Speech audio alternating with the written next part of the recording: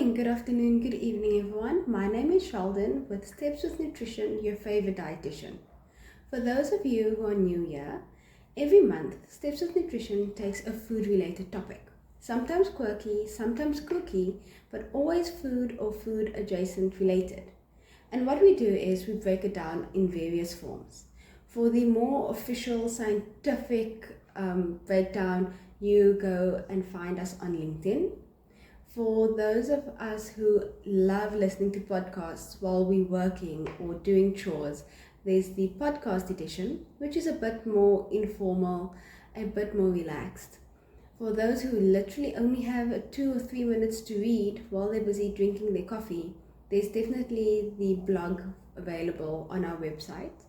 And for those of you who love to actually just listen and see something visual, we've created the YouTube channel. The YouTube channel, like the podcast, is a lot more relaxed.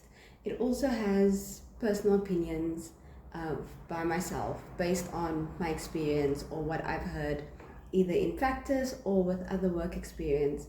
And it provides a personal touch to often scary food-related topics.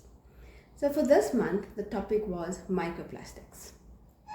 And that seems to be becoming a buzzword, and it should be, because we are consuming so much more plastic, and I said it, consuming, that is the term, than we might realize.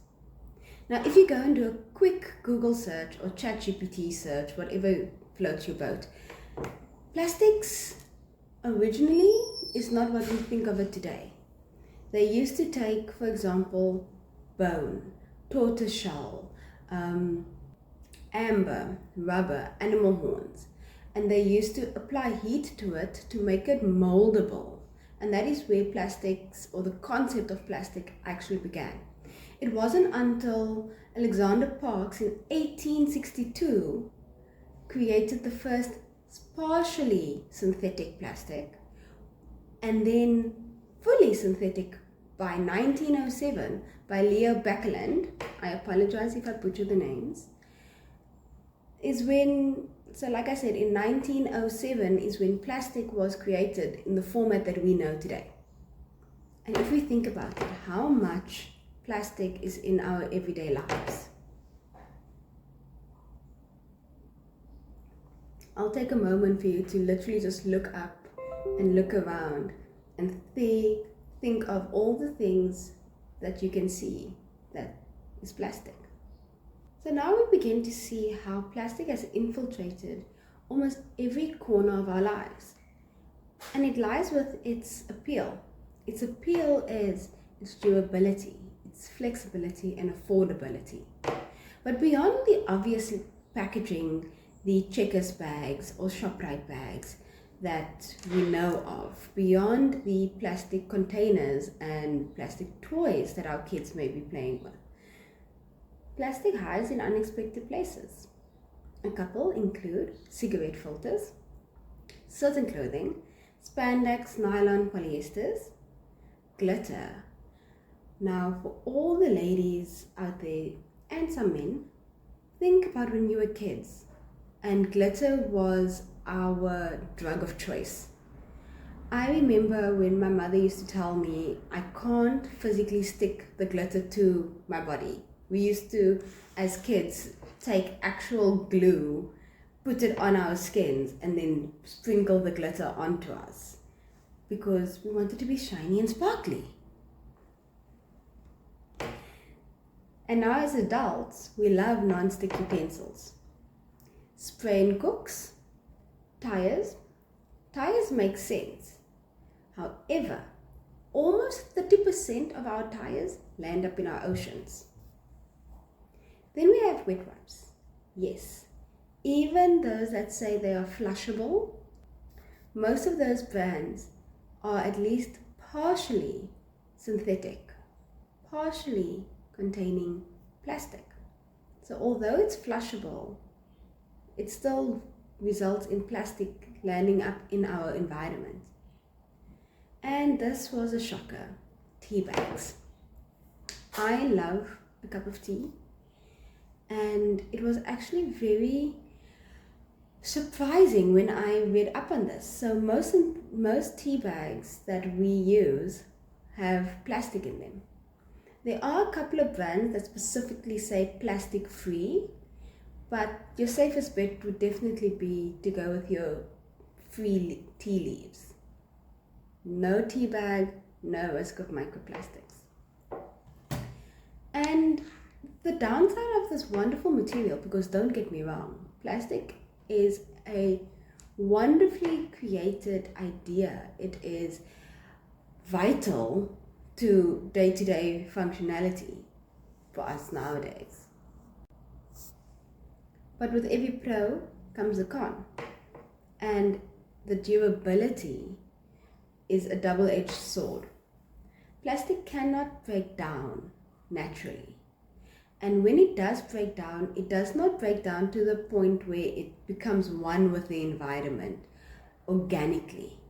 It breaks down into minute particles. Sometimes we can see them, sometimes it's broken down so much that we might not be able to see it.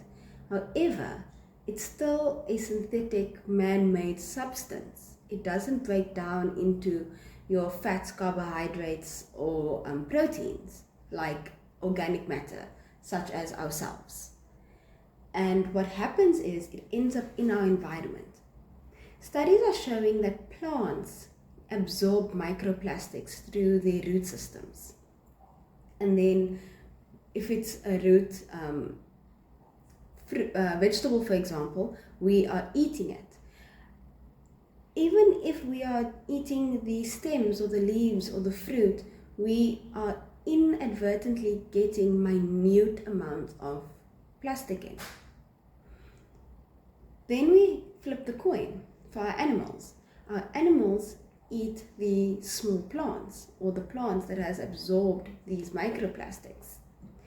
The animals accumulate these microplastics in a similar fashion that they do with mercury, which was our topic for last month.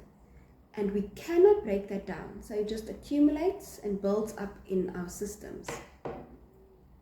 The downside is it tends to accumulate in all of our organs. But what's the big deal, right?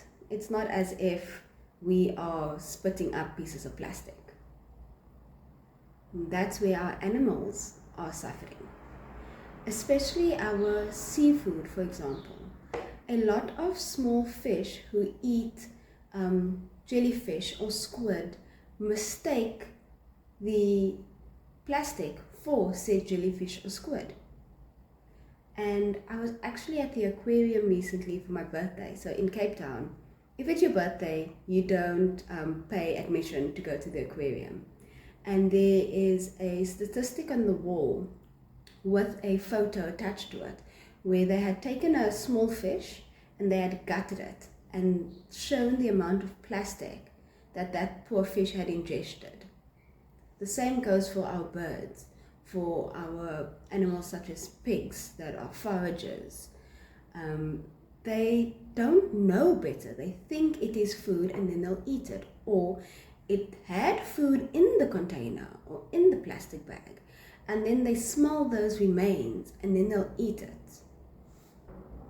And in the last 25 years, a lot of research has gone into finding out what are the repercussions of consuming microplastics. And they found that it accumulates in your brain, in our livers, in our kidneys, all the way down to our blood vessels and placentas. So we are at risk on multiple levels. And the health concerns linked to this is earlier onset of brain diseases, such as Alzheimer's or dementia. It increases our oxidative stress, and like I explained in a previous episode, oxidative stress increases our risk for cancer. It may be the cause of certain onsets of kidney disease. It definitely has been linked to a couple of studies with gut microbiome dysregulation and respiratory distress. So what are we going to do about it? There's a two-pronged approach. From a national perspective, many governments, including our own in South Africa, are requiring that manufacturers or processors of food now test their products or the environment, such as the water out at sea where they are catching the fish, to actually test on how much microplastics is in the environment or in the product themselves, in order to help curb overconsumption. They're also trying to ensure that plastic doesn't end up in our environments, guys. So much plastic goes to waste and lands up in our environments, and it is small things such as packing away your things. If you see that there's a piece of plastic on the floor that you have dropped, please pick it up so that the wind doesn't pick it up.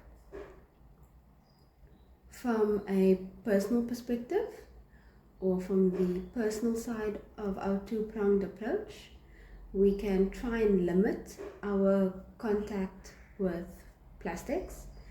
I know that a non-stick pan is fantastic, and many of us will still hold on to that.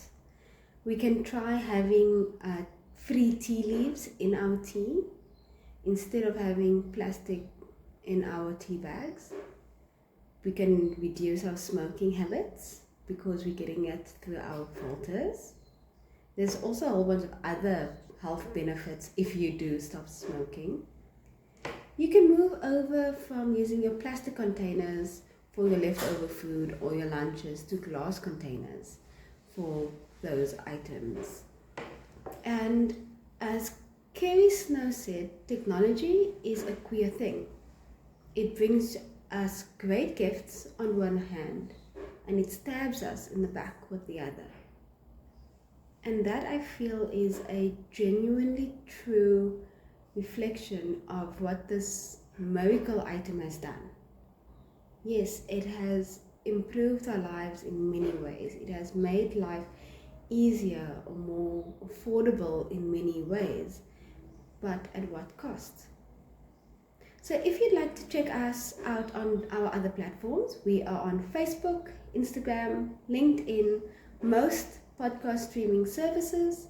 If you have any questions or queries, please pop us a DM or feel free to reach out to us on stepswithnutrition@gmail.com. Our handles for all of our social media is Steps with Nutrition. And until next time, have a lovely day.